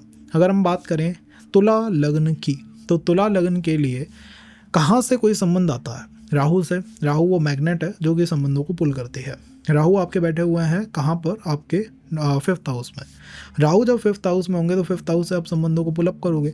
5th house is all about your creativity, about your education and about your office as well. Work culture को भी फिफ्थ हाउस बहुत हद तक रिफ्लेक्ट करता है। तो वर्क कल्चर से मतलब जॉब की तरफ से, ऑफिस की तरफ से या फिर एजुकेशन इंस्टीट्यूट की तरफ से आप कोई संबंध पुल आउट कर पाओगे। इसका अर्थ है कि 2026 में अगर आपको कोई रिलेशनशिप चाहिए, then you should join or you should start a YouTube channel, a teaching channel और should join a course। किसी कोर्स का आप पार्ट बन जाइए, बहुत अच्छा आपके लिए संबंध चैनलाइजेशन में साबित होगा। हो सकता है आप किसी संबंध में अभी हों और वो भी ऐसे ही आपके बिल्डअप करे हों। अब आप कहेंगे कि भविष्य में भी क्या बन पाएंगे, अगर नहीं है तो मैं कहूँगा मंथ ऑफ फैब में यस, फरवरी के अंदर बहुत पॉसिबिलिटी है। और फरवरी के अंदर जो संबंधों की पॉसिबिलिटी है, ये मानिएगा वो बड़े गुप्त संबंध हैं, बाय नेचर गुप्त हैं, बाय नेचर हिडन है, छुपे हुए संबंध। तो किसी छुपे हुए संबंध की पॉसिबिलिटी निश्चित रूप से मैं फरवरी के अंदर देखता हूँ। और मार्च के अंदर तो कोई संबंध आपका ऐसा बनना चाहिए जो बिल्कुल ही मैरिज जैसा है। तो फरवरी के मंथ में चीज़ें थोड़ी हिडन है, थोड़ी छुपी हुई हैं, कोई संबंध बिल्डअप कर सकता है। और मार्च के मंथ के अंदर पूरी पॉसिबिलिटी है कि मैरिज की बात हो या सीधा ही फैमिली आपके रिलेशनशिप के अंदर इन्वॉल्व हो जाए। तो Feb for boys and March for females के लिए मार्च बहुत इंपॉर्टेंट मंथ साबित होगा 2026 में। और एक्सटेंड होकर बात करते हैं अबाउट द मैरिज कि भैया मेरी मैरिज की एज हो चुकी है, होगा या नहीं होगा। मैरिज के लिए जुपिटर की पोजीशन आवश्यक है। आपके चार्ट में जुपिटर की जो पोजीशन है वो है 9th हाउस के अंदर। That is a good position actually. तो समाज तो आपको सपोर्ट करेगा मैरिज के अंदर। और कौन सा हाउस बहुत एक्टिव है आपका, धनु जो है कि आपका 3rd हाउस। तुला लगन के व्यक्ति या जातक इस वर्ष बहुत एफर्ट देने वाले हैं, बहुत एफर्ट देने वाले हैं और अपने भाग्य को अपने हाथ से, अपनी किस्मत को लिखने वाले हैं। अपने हाथ से अपनी किस्मत को लिखेंगे। तो मैंने आपसे शुरू में क्या कहा, संबंध नहीं है तो एफर्ट दीजिए, किसी का पार्ट बनिए, संबंध बनेगा। तो आपने आपको बेस पता हो गया भाई ऐसे ऐसे चीज़ें चल रही है, तब आपको क्या करना है, उसके अकॉर्डिंग अपने आप को शेप दे लेनी है। आपका कोई संबंध नहीं, आप किसी एजुकेशन इंस्टीट्यूट के पार्ट बने, कोई संबंध आता है। संबंध आने के बाद पहला ध्यान रखना है, पहले वो गुप्त है, हिडन है, अगले ही मंथ उसमें फैमिली का इन्वॉल्वमेंट हो जाता है। अगर वो संबंध चल जाता है 2 से 3 मंथ परफेक्ट है, अदरवाइज अप्रैल के अंदर ही उस संबंध में हमें कुछ तनाव या कुछ चैलेंजेस भी देखने को मिल जाएंगे। और चैलेंजेस के पीछे का रीज़न बस इतना सा है कि या तो आपके ऑफिस में वर्क लोड बहुत ज़्यादा बढ़ गया है या फिर आपको वो संबंध जो है वो सफोकेटेड फील कराना उसने शुरू कर दिया है। 2 रीज़न रहेंगे, इन्हीं 2 रीज़न के, कोई फिजिकल संबंध नहीं, कोई चीटिंग नहीं, कुछ ऐसा नहीं, बस 2 रीज़न, वर्कलोड बढ़ गया और मैं सफोकेटेड फील कर रहा हूँ, भाई मेरे से नहीं चलेगा। मंथ ऑफ अप्रैल में ऐसा हो सकता है, इसका हमें ध्यान रखना है। और आगे जाते हैं थोड़ा और ये देखते हैं कि भैया हमारा केतु क्या काम कर रहा है जो संबंधों को तोड़ता है। केतु आपके 11th हाउस में, तो फ्रेंड सर्कल से आप डिटैच हो रहे हो, तो फोकस करो ज़्यादातर अपने ही एफर्ट्स पे। अपने फ़ोन करा अपने दोस्त को, यार तुम चलोगे क्या मेरी उस कोचिंग में, मेरे साथ चलोगे क्या, नहीं होगा। Focus on yourself, you are enough for yourself, इतना पावरफुल बनिए और वहीं पे आपका शुक्र मिलेगा। तो अगर आपने दोस्तों यारों से पूछने की गलती या कोशिश करी तो आप अपने संबंध में प्रॉब्लम्स होता हुआ देखेंगे। अप्रैल के मंथ के अंदर प्रॉब्लम आएगी अगर आपने दोस्तों यारों से पूछी, नॉट अप्रैल, जून के अंदर प्रॉब्लम्स आएंगे। तो फोकस होना चाहिए, मैं खुद अपनी डेस्टिनी को लिख रहा हूँ, खुद का एफर्ट देना है, खुद के माइंड में नज़रिए में चीज़ कंफर्म होनी चाहिए। ज़्यादातर सलाह लूँगा एस्ट्रोलॉजर से लूँगा या धार्मिक लोगों से लूँगा या फैमिली से लूँगा, फ्रेंड सर्कल से नहीं लूँगा। उनसे अगर आपने लिया तो दिक्कत है। और मैं यही सजेस्ट करूँगा कि मैट्रिमोनियल से भी ज़्यादा संबंधों की तरफ मत जाइएगा। कोशिश करिएगा कि आपको संबंध ऐसी जगह से मिलता है, जैसे कि मान लीजिए आपकी फैमिली में आपके अंकल है, ठीक है, अब अंकल का जो बच्चा है, उनके लिए जो बच्चा हो गया, मतलब बच्चे, चिल्ड्रंस, आपके भाई बहन हो गए, सिबलिंग्स हो गए, दे विल हेल्प यू। किसी का बच्चा आपकी मदद करेगा, लेकिन आपका फ्रेंड है सीधा, आप उसकी फैमिली को नहीं जानते, उसके परिवार को नहीं जानते, you don't know about his father, about his mother, not going to work out. ये अप्रोच है हमारी इस सेशन के लिए। और भी कुछ जानना चाहते हो तो मेंशन करो, क्योंकि बहुत कुछ है। राहु का चेंज होगा, जुपिटर का चेंज होगा later part of the year के अंदर, तो वहाँ पर क्या कुछ हो सकता है उसको मैं तब बता पाऊँगा जब आप इस सेशन के बारे में कमेंट करते हैं, लाइक करते हैं, शेयर करते हैं। आप कहते हैं यार हाँ हमें जानना है, तब हम एनर्जी इन्वेस्ट करें। जानना ही नहीं है तो फिर हम भी क्यों यहाँ पर पुकारें दिन भर, फ़ायदा ही नहीं है उसका कुछ। तो अगर आपको जानना है तो definitely will make a session specifically for you, because आपका कहना हमारे लिए बहुत इंपॉर्टेंट है। अगर हम बात करें स्कॉर्पियो लगन की, तो स्कॉर्पियो लगन ने ये मानिएगा कि उन्होंने बहुत उदासी देख ली है, क्योंकि केतु जो है वो 10th हाउस के अंदर है, तो वो उदास कर रहा है इनको बहुत समय से। राहु 4थे भाव में है, तो इच्छाएं बहुत हैं, डिज़ायर्स बहुत हैं, क्या वो पूरी हो पाएंगी। मेन बात तो ये है क्या वो पूरी हो पाएंगी, और संबंध आएगा तो कहाँ से आएगा। 4था भाव is all about your comfort and all about आपके आसपास का क्षेत्र, आपके दिल में क्या है। तो कई बार होता है ना यार, मेरे दिल में वो फिल्म देखना है, मेरे दिल में है धुरंधर देखूंगा, मैं मेरे दिल के अंदर है मैं तो बाहुबली देखूंगा, अब मैं सिनेमा हॉल में जाके देखूंगा। तो जो भी आपके दिल में है उसको करिए, that will help you attract a relation, किसी संबंध में जाने में मदद करेगा। अभी अगर आपने कुछ दिल से करा कि मेरे मन के अंदर है मैं बिजनेस करूँ, आप करिए उसको, you will meet someone in दया जो कि आपके लिए संबंध में मददगार होगा। सेकंड हम क्या कर सकते हैं, second is wait for the month of March और मंथ ऑफ फैब। वीनस और मंगल का इन्फ्लुएंस आपको फैब या मार्च में किसी संबंध में पुट इन कर देगा। इसमें मानता हूँ कि फैब के अंदर ज़्यादा पॉसिबिलिटीज़ हैं, बिकॉज फैब के मंथ में वीनस, और वीनस आपके लिए किसका लॉर्ड है, 7th, सीधा सीधा आ रहा है, सीधा संबंध बना रहा है। तो जो लोग मैरिज एंड ऑल के बारे में सोच रहे हैं, मेरा मानना है कि फैब का मंथ बहुत अच्छा एक तो दिखाई देता है, और उसके बाद जुपिटर वीनस का कॉम्बिनेशन होगा मिथुन के अंदर, और ये होगा मई के अंदर आपके 5th हाउस में, तो ये भी मुझे आपके 8th हाउस में, तो ये भी मुझे अच्छा दिखाई दे रहा है। शुरुआती संबंध ऐसा है जिनमें आप दिल से कुछ करने की इच्छा करते हो, काम करते हो, आपको एस्ट्रोलॉजी सीखना आपके दिल में आती है, सीख लो, तभी कोई संबंध बिल्डअप करेगा, बैठे रहोगे बेड पे नहीं करेगा। और मई के अंदर जो संबंध बनता है वो हिडन है, उसमें तो हो सकता है कि आपका पार्टनर, उसकी फैमिली आपको एकदम से ढूंढ लेता है। तो ये 2 पॉसिबल विंडोज़ तो मुझे सीधी सीधी दिखाई दे रही हैं बहुत, फॉर 6 मंथ, अभी से 6 मंथ या 7 मंथ के लिए कहूँगा। इसके बाद आती है कि भाई कोई संबंध में हम हैं वो चलेगा या नहीं चलेगा। संबंध के चलने के लिए 2nd हाउस इंपॉर्टेंट है और अष्टम भाव इंपॉर्टेंट है। अष्टम में तो जुपिटर वीनस है, इसका अर्थ है ठीक है, जुपिटर 2nd हाउस को देख रहा है, यहाँ भी अच्छा है। मेरा मानना है दोनों तरफ से उसने प्रोटेक्शन दे रखी है किसी संबंध के स्थायित्व की, उसके चलने की। लेकिन फिर भी शनि और मंगल का कॉम्बिनेशन मीन राशि में होगा। मीन कहाँ पर है, मीन सोचिए कहाँ पर है, mean is in your 5th house, पंचम भाव, वहाँ शनि और मंगल का कॉम्बिनेशन होगा। शनि और मंगल में घूंसे लात चलेंगे मीन में, 5th हाउस में, और वो कौन सा समय रहेगा, वो समय रहेगा मंथ ऑफ अप्रैल के अंदर। तो आप ये ध्यान रखिएगा कि शुरुआती संबंध आप दिल से चलाते हो, अप्रैल के अंदर उनमें कोई डिस्प्यूट बनता है, लेकिन मई में चीज़ें ठीक हो जाती हैं, और जून एक टेस्टिंग टाइम फ्रेम रहेगा। जिन लोगों की एज मैरिज जैसी हो चुकी है, हाँ, परिवार की तरफ से चलते हैं, परिवार के एक्सेप्टेंस से चलते हैं, तो मैरिज की संभावनाएं अच्छी खासी मुझे चार्ट में दिखाई देती हैं, depend on other planetary alignment as well, but फिर भी यहाँ पर संभावनाएं काफ़ी अच्छी है। परिवार की एक्सेप्टेंस, अगर परिवार जानता ही नहीं है आपके संबंध के बारे में और आप उसको खींचते जा रहे हो 10-10 साल तक, नहीं होगा कुछ भी, क्योंकि जुपिटर ने एक्टिवेट ही आपका 2nd हाउस करा है। 5th कर देता तो हो जाता। फिर भी रीडिंग्स हो सकता है अगस्त के बाद बदल जाएं, क्योंकि राहु और गुरु दोनों का स्पिन होगा अगस्त के बाद, उसको समझना है। कमेंट में मेंशन करिए आपके लिए specifically, I will make that suggestion. अगर हम बात करें फॉर धनु लग्न, तो धनु लगन के जातकों के लिए देखिए कहाँ से संबंध आता है, राहु से आता है। Rahu is in your 3rd house. 3rd house is all about your communication, about your same city, about your travel.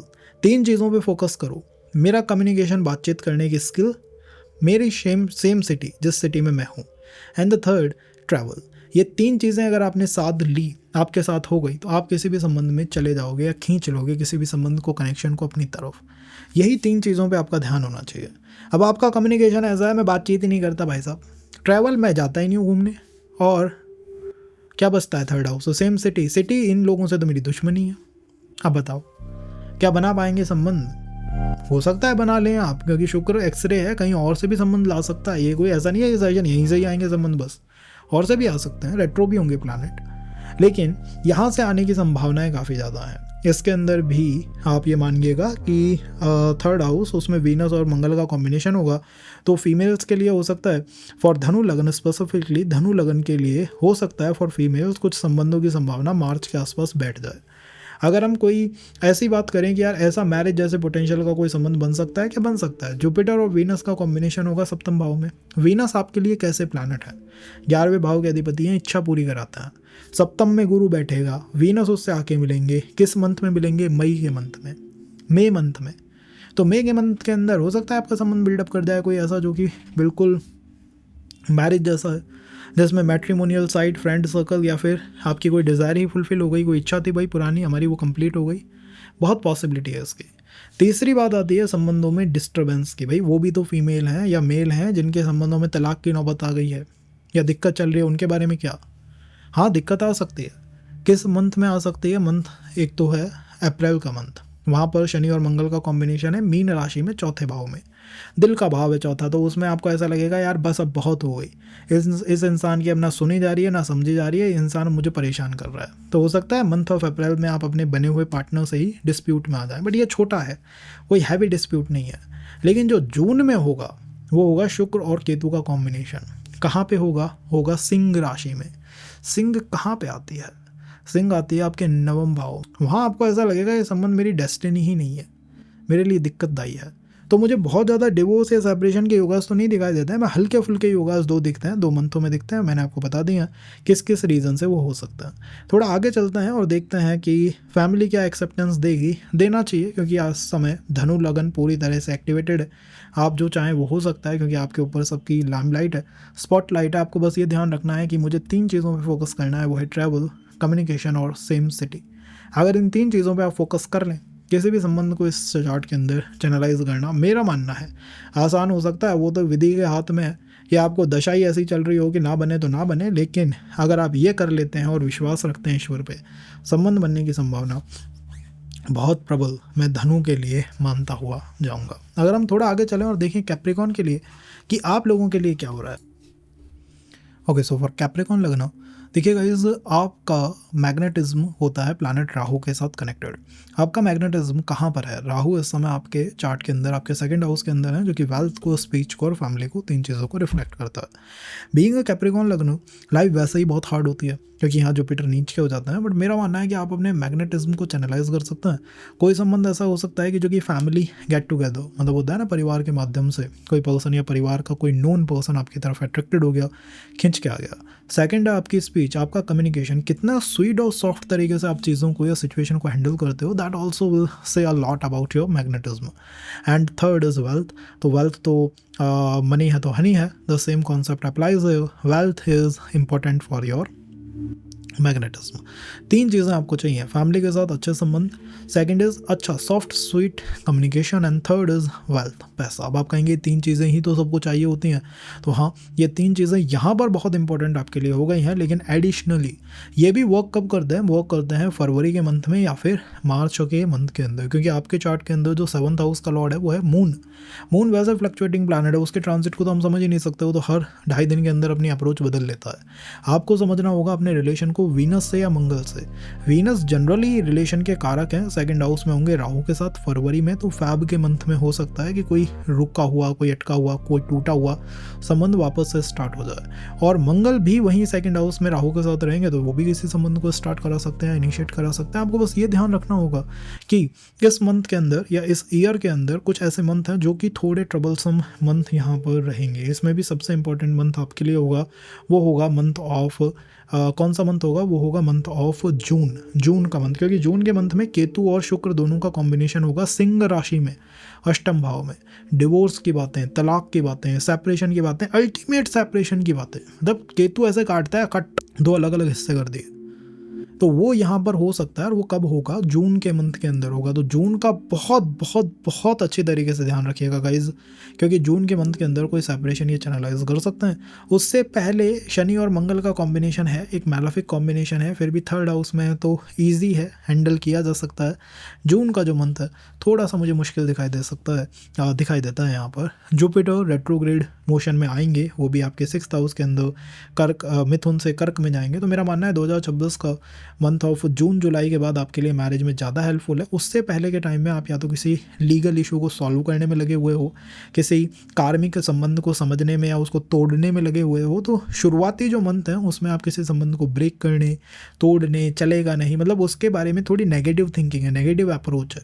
But जैसे जैसे टाइम बदलेगा एंड यू विल फील, हाँ जुपिटर जैसे ही कर्क में आए, मेरे लिए संबंधों की पॉजिटिविटी स्टार्ट हो गई, वो जून जुलाई के बाद ही पॉसिबल यहाँ पर होती हुई दिखाई देती है। तो यहाँ अप्रोच मैंने आपको समझा दी है। थोड़ा एक बार बेस भी देख लीजिएगा, जो कि आपको इस सेशन के स्टार्ट में मिलेगा, उससे आपको बहुत कुछ समझने में मदद मिलेगी। अगर हम बात करें कुंभ लगन की, तो देखिए कुंभ लगन के लिए राहु मैग्नेट का काम करेगा। मैग्नेट कहाँ पर है? मैग्नेट है आपके लगन के ही अंदर। तो आप अपनी पर्सनालिटी, अपने एटीट्यूड, अपने एप्टीट्यूड, अपने बोलने, बात करने, कपड़े पहनने के तरीके से, इवन अपने ऐप से अप्रोच से, जिसमें आपने मान लो कोई यूट्यूब चैनल स्टार्ट करा, कोई इंस्टा चैनल स्टार्ट करा, खुद को शो करना, अपने कॉन्फिडेंस को आपने दिखाना शो करा, इससे आपके संबंधों को बिल्डअप होने में बहुत अधिक मदद मिलने वाली है।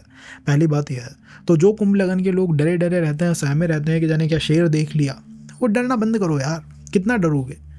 तो वो डर डर के जीना यहाँ बंद करना चाहिए, यही बेस्ट अप्रोच है। शुक्र और राहु का कॉम्बिनेशन लगन में होगा, तो इसका अर्थ है कि लोग ये भी मान सकते हैं यार तुम बड़े फ्लर्टी आदमी हो, और ये भी मान सकते हैं कि आपके साथ कोई संबंध बन जाए। तो फैब के मंथ को या मार्च के मंथ को फ्लर्टी संबंधों के लिए, या फिर थोड़ा सा कोई आपकी पर्सनालिटी पे शक कर रहा है, ऑन गोइंग संबंधों में थोड़ा मुश्किल भरा जो दौर है वो फरवरी मार्च के रहेंगे। उसमें भी एलिगेशन के इशूज़ लग जाएँ, एलिगेशन लग जाए आपके ऊपर, ऐसा कुछ देखने को मिल सकता है। बात करते हैं थोड़े सीरियस संबंधों की, जो आते हैं जुपिटर से। जुपिटर और वीनस का अच्छा कॉम्बिनेशन आपको बनता हुआ दिखाई देगा मंथ किस में, मई के मंथ में। मई में जुपिटर वीनस के साथ मिलने वाले हैं, और कहाँ पर मिलेंगे, आपके चार्ट के मिथुन राशि के अंदर वो मिलेंगे। मिथुन राशि कहाँ पर आती है हमारे चार्ट के अंदर, 5th हाउस। अब बताओ कोई सॉलिड संबंध, अच्छे संबंध आ रहे हैं ना मंथ ऑफ मई के अंदर। उससे पहले के टाइम में अप्रैल थोड़ा सा हैवी रहेगा, क्योंकि अप्रैल में मीन राशि बहुत हैवी है, आपके चार्ट का 2nd हाउस। तो अगर आप किसी ऐसे संबंध में हैं जहाँ पर दिक्कतें हैं, प्रॉब्लम्स चल रही हैं, तो आपके ऊपर एलिगेशन लगेंगे फरवरी मार्च में, और अप्रैल में आपको अपनी तरफ से सफाई देनी पड़ेगी, कोई संबंध डिस्टर्ब हो सकता है। और अगर कोई संबंध आपका मई जून में बन जाता है, तो मेरा मानना है उसकी सर्वाइव करने की कैपेसिटी अधिक हमें यहाँ देखने को मिलेगी। तो स्टार्टिंग का जो फेज़ है मुझे बहुत इम्पॉर्टेंट न्यू संबंधों के लिए नहीं दिखाई देता, बहुत इंपॉर्टेंट उनके लिए है जिनके संबंध हैं और अभी चल रहे हैं और अभी उसमें वो कुछ करना चाहते हैं। द लेटर फेज़ नए संबंधों के स्टार्ट के लिए काफ़ी अच्छा है। और अगर आप सेपरेशन, डिस्प्यूट, इस तरह की किसी चीज़ का सामना कर रहे हो, वहाँ पे ध्यान रखिएगा कि फैब के वहाँ पर ध्यान रखिएगा कि अप्रैल का मंथ और जून का मंथ, इन 2 मंथों का आपको विशेष करके ध्यान रखना है। वंस ये 2 मंथ खत्म हो जाते हैं, निकल जाते हैं, चीज़ें बहुत ईजी आपके जीवन के अंदर हो पाएंगी। और कहाँ से कोई संबंध आप अट्रैक्ट करोगे, स्वयं, सेल्फ, खुद कहाँ से लाते हो, या तो फ्रेंड सर्कल से लाते हो या मैट्रिमोनियल साइट से लाते हो, 2 जगह से हम आ सकते हैं। फिर भी अगर और कुछ पूछना है, कुछ और जानना चाहते हो, क्योंकि मैं आगे की डिटेल्स को इसमें कवर अप नहीं कर रहा हूँ, तो उनके बारे में कुछ समझना है, कमेंट करिएगा। इसका 2nd पार्ट या 2nd किसी तरीके से हम आप तक पहुँचाने की कोशिश करेंगे। और अगर हम बात करें लास्ट एंड फाइनल, मीन लगन। मीन लगन ऐसे लोग हैं, मीन लगन के जातक हमेशा ये कहते हैं भाई हमारे जब तक सेशन की बात आती है सारा समय ख़त्म हो जाता है, छोटी सी रीडिंग हमें मिलती है। तो कोशिश करेंगे जितना ज़्यादा हो सके आपको बता सके। पहली बात यह है कि कोई संबंध आप अट्रैक्ट करते हो राहु की पावर से। राहु इस समय आपके 11th हाउस में, 11th हाउस है किस संबंध का, long distance relation. 11th house is soul fulfilling relation, आत्मा को कंप्लीट कर गया भैया ये संबंध। और 11th house is unconventional relation. तो ये 3 तरह के संबंध मुझे इस चार्ट के अंदर आते हुए दिखाई देते हैं। अगर आप कोई बिजनेस स्टार्ट करते हो, फॉरेन ट्रिप करते हो, किसी फॉरेन ग्रुप का हिस्सा बन जाते हो, जैसे फॉरेनर्स के ग्रुप रहते हैं ना FB पे, इंस्टा पे, उन ग्रुप्स का हिस्सा बन जाते हो, तो कोई संबंध आप खींच पाओगे अपने जीवन के अंदर। इनमें भी हो सकता है कोई संबंध आपका अब तक बिल्डअप हो गया हो, नहीं हुआ है तो फरवरी में या मार्च में इसकी पॉसिबिलिटी है। आपके 7th हाउस के लॉर्ड कौन है, वो है प्लैनेट बुध। 7th हाउस के लॉर्ड है प्लैनेट बुध। बुध का कोई बहुत यूनिक ट्रांजिट हमें देखने को नहीं मिल रहा है, लेकिन फरवरी के मंथ में वीनस, बुध एंड राहु, इन तीनों का कॉम्बिनेशन 12th हाउस में रहेगा। तो आप ये मान सकते हैं कि फैब का मंथ हमें बहुत इंपॉर्टेंट मंथ मानना चाहिए, डरना बिल्कुल नहीं चाहिए। इस मंथ में अगर कोई संबंध आता है तो आपको अप्रिशिएट करना चाहिए और उसमें आगे बढ़ने की कोशिश करनी चाहिए। यही आपकी अप्रोच आपके संबंधों को बिल्डअप करा देगी। थोड़ा और एक्सटेंड करते हैं और आगे चलते हैं फरवरी से। तो मार्च के अंदर भी मुझे लगता है कि संबंधों के लिए ठीक है, बट मैं फैब को ही सबसे अधिक प्रायोरिटाइज यहाँ पर करूँगा फॉर द संबंध। इसके बाद वीनस का कॉम्बिनेशन बनता है गुरु के साथ मिथुन राशि में। मिथुन आपके चार्ट के अंदर कहाँ पर है, मिथुन है आपके 3rd हाउस में, आपके 4th हाउस में। इसका अर्थ है कि मंथ ऑफ मई के अंदर आप कोई संबंध खींच पाओगे अपने जीवन में ऑन द बेसिस कि आपके मन में जो आता है, दिल में जो आता है, वो काम करना शुरू कर देते हो। दिल में आया कोई फिल्म देखनी है, आप देखने मॉल गए, कोई संबंध आपका बिल्डअप हो गया। आपके दिल में आया बिजनेस करना है, आप बिजनेस करने बाहर गए, कोई संबंध आपका बिल्डअप हो गया। दिल में आया एस्ट्रोलॉजी करनी है, करी आपने, कोई संबंध बिल्डअप हो गया। उसकी पॉसिबिलिटी यहाँ पर बनी हुई है या विराजमान है। पहले दूसरी बात ये हुई। तीसरी बात क्या है, तीसरी बात इस चार्ट के अंदर मुझे दिखाई देती है फॉर द मीन लग्न की जो संबंधों में जिनका मीन लग्न है, डिवोर्स या तलाक की बात चल रही है, परेशान है, उनके लिए मैं बता रहा हूँ कि उनके लिए उनको देखना चाहिए मंथ ऑफ 2 मंथ है, 2 इंपॉर्टेंट मंथ हैं। उसके अंदर एक अप्रैल का मंथ है और एक जून का मंथ है। देखिए आपके चार्ट में आपका विवाह चलता है मंगल के माध्यम से, 2nd भाव के अधिपति हैं, मंगल के माध्यम से। और शुक्र के माध्यम से। मंगल और शनि का कॉम्बिनेशन मिलेगा आपको अप्रैल के अंदर। और कहाँ पर होगा ये होगा आपकी लगन में ही। तो अप्रैल में आप थोड़ा परेशान हो जाओगे अगर किसी संबंध में हो, रिलेशन में हो, कोई डिवोर्स या तलाक की कोई बात है, आप बहुत बहुत हैविली अफेक्ट हो जाओगे उससे। कहोगे यार भाड़ में जाए, ये इंसान नहीं चल रहा। ये वो होगा जिसमें आप ही खुद ही अपनी तरफ से परेशान हो जाते हो। फ्रस्ट्रेट हो जाना होता है ना, यार मैं फ्रस्ट्रेट हो गया, बस बात बंद करो। तो दूसरी बार ये कब होगा? दूसरी बार होगा ये जून के अंदर। तब ये होगा शुक्र और केतु का। ये होगा सिंह राशि में। उसको मैं ईजी मानता हूँ, मैं मानता हूँ पहले वाला ही ज़्यादा हेक्टिक। अगर आपने उस मंथ को पास कर लिया, निकल गए उस मंथ से, संभावना है कि आपके संबंध स्थिर हो जाएं या बच जाएं। बट उसी मंथ में अगर आपने गलती करी, क्रोध करा, कुछ करा, अपनी तरफ से संबंध स्थिर नहीं हो पाएंगे। संबंधों में निश्चित रूप से तनाव आएगा या दिक्कत आएगी। तो ये एक मैंने हॉलिस्टिक रीडिंग आपको प्रोवाइड करने की कोशिश करी है। अब आप पूछेंगे कि संबंध आ कहाँ से सकते हैं? तो संबंध आने में मैंने जैसे आपको सजेस्ट करा है, मिथुन से, मतलब थर्ड से, आपकी फैमिली में आपकी मदर के माध्यम से संबंध आ सकते हैं। आप दिल में जो आता है वो करना शुरू करो तो आप किसी संबंध में जा सकते हो। और अगर आप मुझसे बात करोगे कोई अनकन्वेंशनल रिलेशन की, कि मैं किसी को अट्रैक्ट कर रहा हूँ अपनी तरफ, should focus on 12th house. आपका फॉरेन ट्रैवल, फॉरेनर्स के साथ कनेक्शन, फॉरेन ग्रुप का हिस्सा बनना, इन चीज़ों पे फोकस करो, आपके संबंध इजीली चार्ट के अंदर बनते हुए आपको दिखाई दे जाएंगे। So this is for this session. और अगर कुछ जानना है तो उसके बारे में हम आगे बात करेंगे। उसके लिए आप हमारे साथ कनेक्ट रहिएगा, टच में रहिएगा। अब बात आती है कुछ एजेस की। देखिए गाइस, वैदिक ज्योतिष में जो भी कुछ होता है, काल मतलब उम्र मैटर करती है। तो शुक्र की एज क्या है? शुक्र की एज है 25। अगर इस समय आपका बर्थडे 25 का है, आप 25-26 के आसपास हो, should focus on the transit of शुक्र। शुक्र की अप्रोच देखो। शुक्र जब राहु के साथ जुड़ेगा, राहु जैसा कोई पर्सन जीवन में आएगा। गुरु के साथ जुड़ेगा, गुरु जैसा पर्सन जीवन में आएगा। टाइमलाइन में मैंने सब मेंशन करा है। दूसरा है मंगल।